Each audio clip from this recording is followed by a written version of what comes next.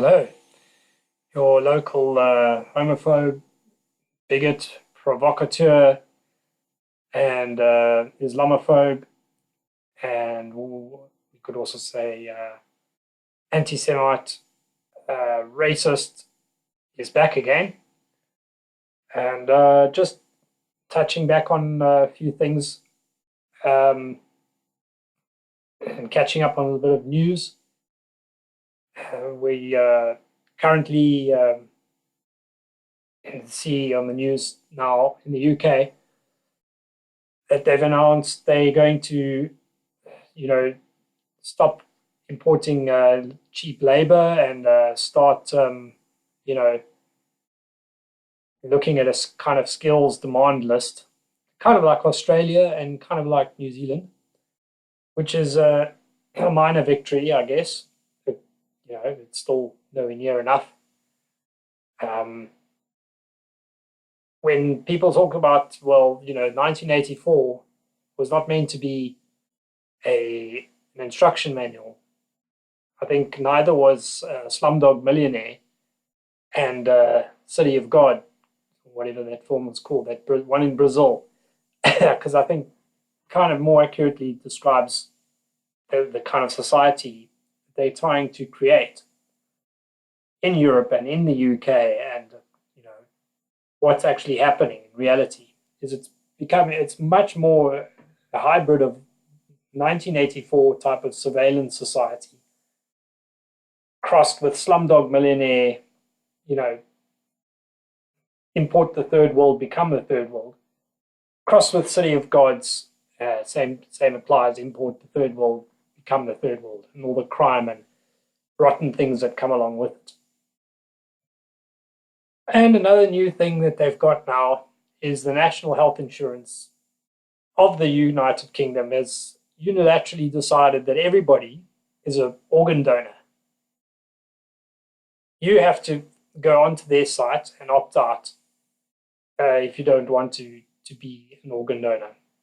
So basically, for all those that just don't really think about things like that, the UK has just become one giant body chop shop.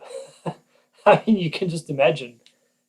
And the ethical reasons for not allowing that is numerous. I mean, when you consider what they're doing with this transgender type of nonsense and what they're going to be doing with people's body parts, you have to be a conscientious objector, objector to these things, because they're going to use. You can't discriminate, so you obviously can't say, well, I would like, if I'm going to donate a kidney or from my body when I'm dead, it's going to go to a straight Christian white male.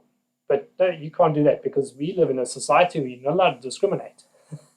So, you have to go through this sort of awkward process of opting out, and then you have to tell a family member as well. So, yeah, it used to be they kind of ask you, would you like to be an organ donor? Or, leave that option up for people. It always has been there anyway. And then they themselves go and volunteer. But now it's like, oh no, you all organ donors. If you decide that you have to go onto our website and opt out. I mean, how do we know that? How do we even trust them anyway? Really? Do family now have to inspect their loved ones' bodies if they did object to this? The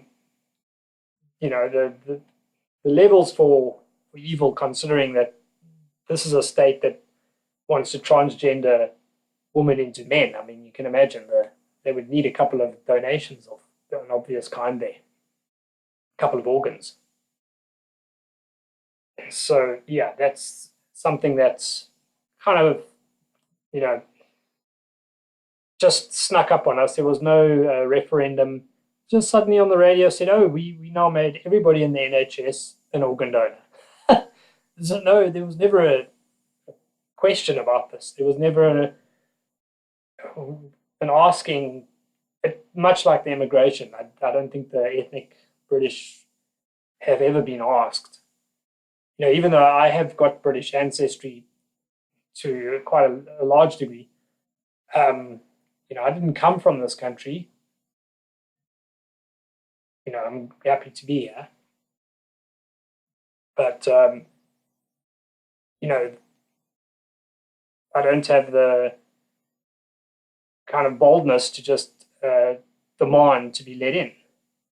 But on the other hand, um, they are allowing in a people that had never ever even been remotely part of this land. Um, they're as far apart from the ethnic people that they could possibly find if they tried to scour the earth. You know, they found the most incompatible sort of groups of people to put together all in one go, which reiterates a point that Paul English made on Andrew Carrington Hitchcock's show. Yeah, that they want to maintain the pressure cooker. That is 100% right. I get that. I like that kind of that kind of picture that's because that is what they're doing. So all of these things are there specifically to increase tension and to create dissent and to keep that pressure cooker going. And at the same time, they meet you on the other end with criminal kind of punishments for racism, all these invented crimes. Not assault and murder and robbery and things like that. No, those are kind of like the police don't have resources for that. You know, so yeah, it is exactly what it is. It's a pressure cooker. Um, but unfortunately, a lot of people have woken up. Unfortunately, they have woken up, which is better than nothing. But it is too late. They're behind. We are basically behind the curveball, behind the curve, the graph. You know, we're way behind the curve. I think it basically we needed to have woken up in about 1990 at the level that we are now. And honestly, they could have made a huge difference. But now there's a point where it could be a real problem. It doesn't matter. We have to be bold and not be terrorized by dark rumors and what they may do to us. I mean, I'm working in a place that has coronavirus. That'd be quite a convenient way to get rid of me if they wanted to. Suddenly, I just feel ill, and they've passed it on to me, and somehow, and that is a way of that some of these deep states have operated in the past with high value sort of targets that they wanted to get rid of. Um, I could think of Andrew Breitbart who died jogging. Um, there are ways of they can spill a liquid on you and it's contained cyanide, and you go, oh shucks, what was that? And you carry on running. Person just brushes past and goes, oh sorry, and within 10 minutes or so, it's absorbed into the skin a little bit. It's cyanide, so it's extremely toxic, and the guy's got a heart attack and nobody knows why. And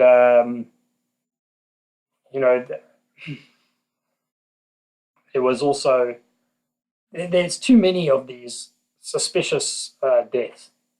I mean, of course, Epstein is a little bit of a joke as well. How he, wound up dead, supposedly, when he's probably in Tel Aviv with Ghislaine Maxwell. Which also reminds me of the news coverage at the moment. We're back on Meghan Markle. Of course, Corona features high, and the skills, the low skilled labor that they don't want. But the Meghan Markle thing is back on the radar again. When really, if they're going to talk about the royal family, well, let's talk about Prince Andrew. I'm not interested. I couldn't care what's going on with Meghan Markle and the other prince, Prince Harry. much more interested about Prince Andrew and what's actually going on there. But this is the public attention span. Media know what they can get away with, and they know the population of Britain, and they could care less. And of course the daily papers constantly, it's race baiting type of stories. In the underground, you get a paper called the Metro. It'll be about something about race is always in that paper. Always, always. And it's always got to be a white male who's been racist. It's just like, it's got to keep going. They got to keep that pressure cooker going and guilt manipulate the populace and, pique the covetous eyes of the rest of the immigrants upon us.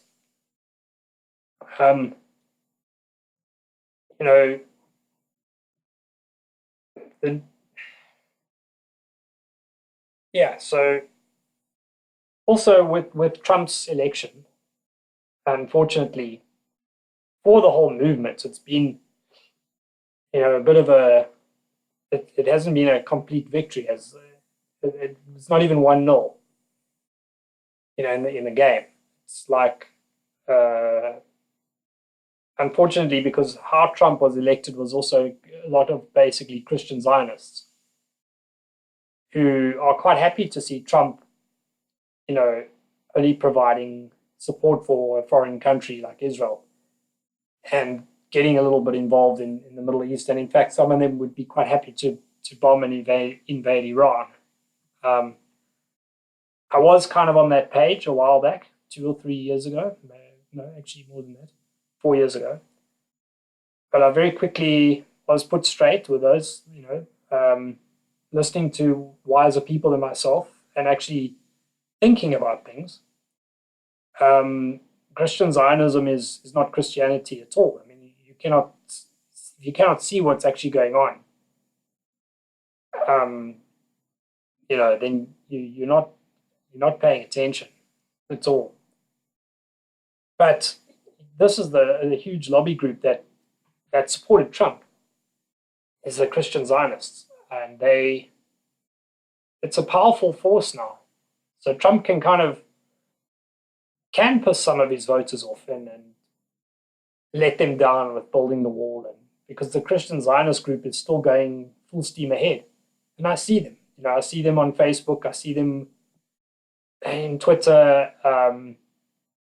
Your garden variety Trump supporter kind of jumped onto that bandwagon, but it's not really good enough because they're not actually identifying with accuracy what's actually going on. But as I say, we behind the curveball anyway, and we're behind not the curveball, the curve of the graph. It's better to be at least aware, but basically we have to think about where we go from here. To push forward. I mean, you look at the small victories, like I said, with the papers talking about, not taking on these low-skilled migrants in Britain, which is starting to point in the right direction and move in the right direction. It's not nearly stringent enough. We need something a little more stringent, something a little more severe. But anyway, they are doing something, but it's we don't really know how far they're going to take that. In South Africa, also some more news. Daniel Friedman was apparently fired from the Citizen. It's also not enough. It's a step in the right direction, but the Citizen paper in itself has done so much, damage. It's so anti-straight white male, conservative Christians. It's so anti, pioneer. I don't like using the word colonialist because actually, we were pioneers as South Africans of European descent. Quite honestly, we didn't steal South Africa. We built South Africa. It's not even an argument. It's not even you can't even really enter into a kind of a debate about this kind of stuff. But of course, they masterfully piqued the covetous eyes of the poorer Africans in South Africa and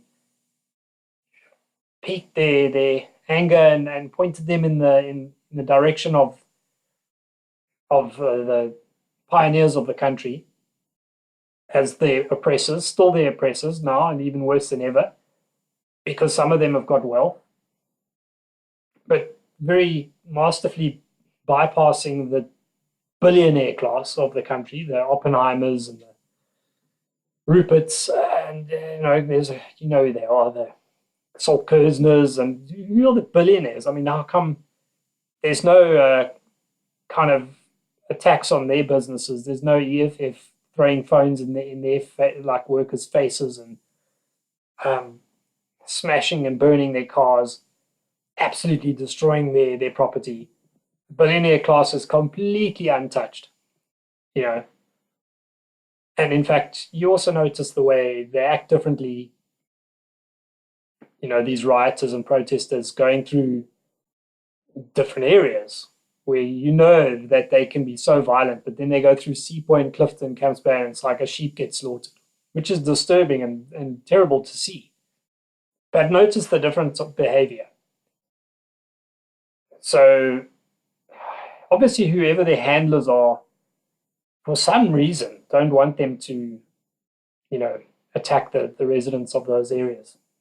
But it's quite okay for them to attack the residents, in poorer Afrikaans areas or just even middle class Afrikaans areas and of course brutalize them on farms. You know, um, Julius Malema's, we don't want to cut the throats of whiteness. We want to cut the throats of whiteness. And we're going to slaughter the whites, but just not yet type of commentary. The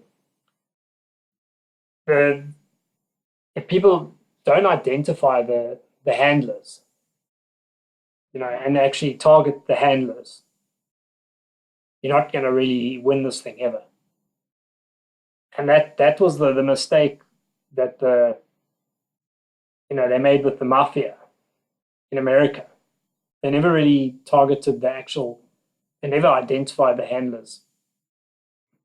They never targeted them. They never really got rid of them. They got rid of some of the enforcers and earners, and put, the Al Capones and those kind of guys behind bars. And it was supposedly rah, rah, rah, well done. But meanwhile, the Meyer Lanskys and the others that we don't even know of, basically the oligarchs, the equivalent oligarchs, they were left untouched. And it's much the same with Russia. Russia had, 12 of these billionaire oligarchs in the 90s, and 11 of them were Jewish. Abramovich, I think, is one of them, who bought Chelsea Football Club. I mean, he's got no shortage of money, obviously. If you consider that one player is just staggering amounts of money, how much is a football club?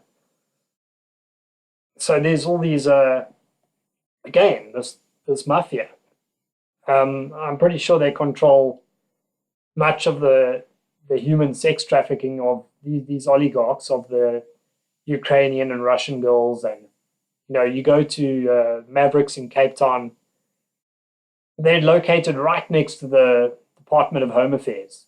Some of these Russian girls. I mean, it's like human trafficking of the highest order. I mean, do they pop around there just to tell them, like, give them 500 bucks and to keep quiet, in the Department of Home Affairs, and keep the cops from raiding and things like that. It's just pure corruption all over the world.